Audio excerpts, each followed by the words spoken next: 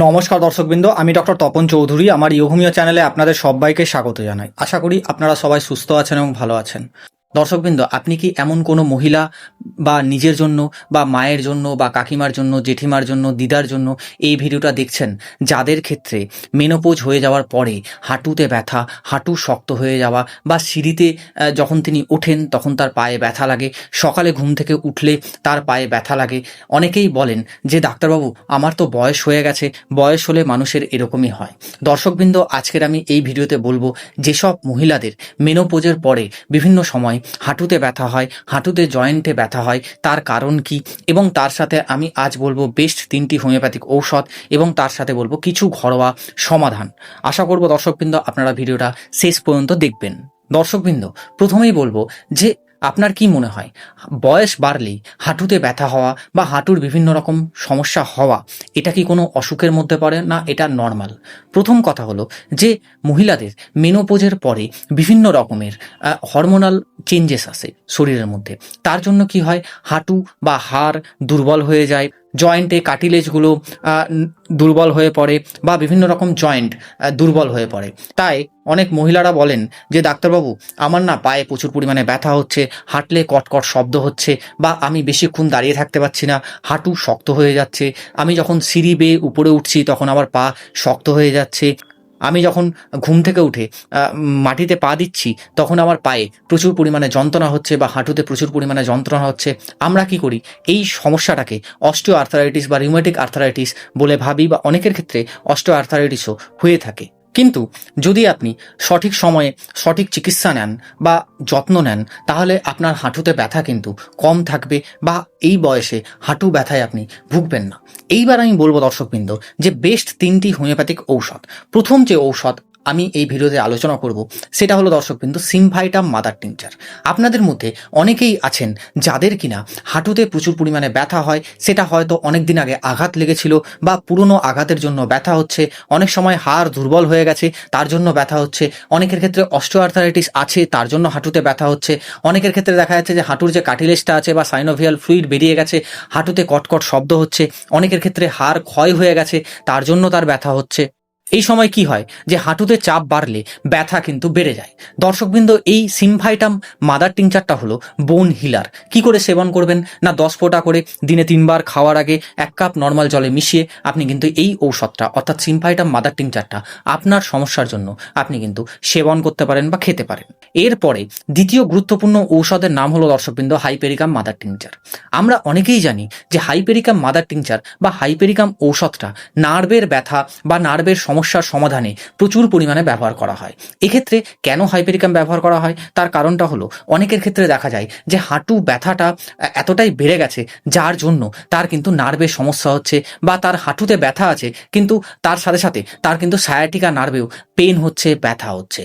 এছাড়াও অনেকের মনে হয় যে হাঁটুতে ব্যথা হচ্ছে, তার সাথে ব্যথাটা যেন পা বেয়ে নিচের দিকে নামছে বা উপরের দিকে উঠছে।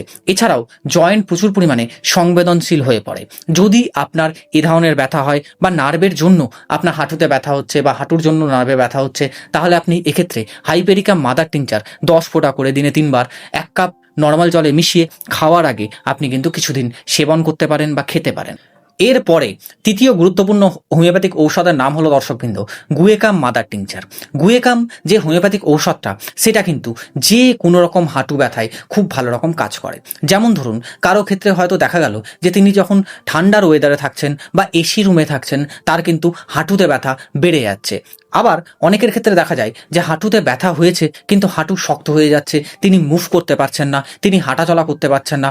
অনেক সময় কি হয়, হাঁটু ব্যথা অনেক দিন ধরে চলে বা দীর্ঘদিন ধরে থাকে। আবহাওয়া পরিবর্তনের সাথে সাথে হাঁটুর ব্যথা বাড়া কমা হয়। এছাড়াও হাঁটু ব্যথার সাথে অন্যান্য জয়েন্টেও ব্যথা থাকে বা ব্যথা বাড়তে পারে। এক্ষেত্রে দর্শকবৃন্দ গুয়েকাম মাদার টিংচার 10 ফোঁটা করে দিনে 3বার খাওয়ার আগে 1 কাপ নর্মাল জলে মিশিয়ে আপনি কিন্তু কিছুদিন সেবন করতে পারেন।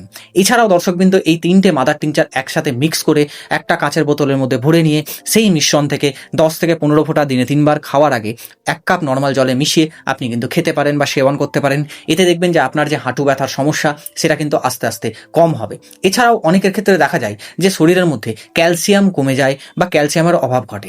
সেক্ষেত্রে দর্শকবৃন্দ আপনারা BC28 বা বায়ো কম্বিনেশন 28 যে হোমিওপ্যাথিক মেডিসিনটা আছে সেইটা বা হোমিও ক্যাল যে হোমিওপ্যাথিক মেডিসিনটা আছে সেইটা, এই দুটো ঔষধের মধ্যে যে কোনো একটি ঔষধ 2 থেকে 3টে ট্যাবলেট দিনে 2বার খাওয়ার আগে 1 কাপ নর্মাল জলে মিশিয়ে বা গুলে আপনি কিন্তু এই ঔষধগুলোর মধ্যে যে কোনো একটা ঔষধ আপনি কিন্তু সেবন করতে পারেন।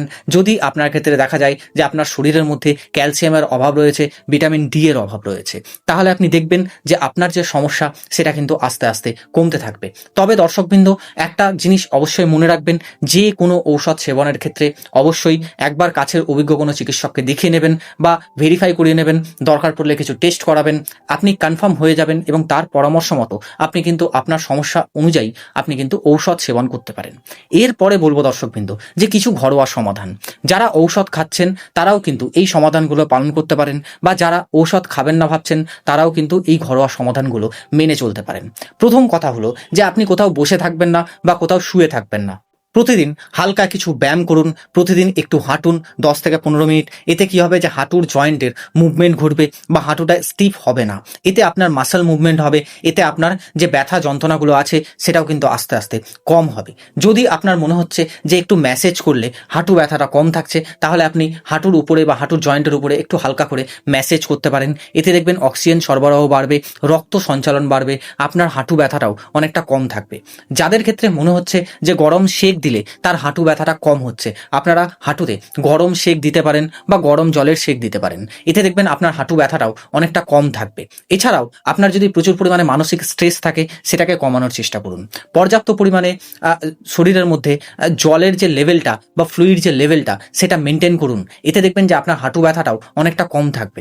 বিভিন্ন রকমের যে হেলদি ডায়েট যে খাবারগুলো আছে সেইগুলো খান, যেমন ধরুন শাকসবজি খেতে পারেন, যেমন ধরুন আপনি মাছ খেতে পারেন, দুধ খেতে পারেন, ডিম খেতে পারেন।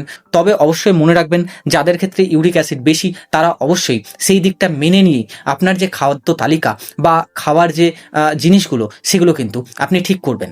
বেশি বাইরের খাবার খাবেন না, অতিরিক্ত চিনি জাতীয় খাবার খাবেন না, জাঙ্ক ফুড খাবেন না, কোল্ড ড্রিঙ্কস খাবেন না, অ্যালকোহল যদি আপনি সেবন করেন সেখান থেকে নিজেকে বিরত করুন। যদি আপনি স্মোকিং করেন বা ধূমপান করেন সেখান থেকে নিজেকে বিরত করুন।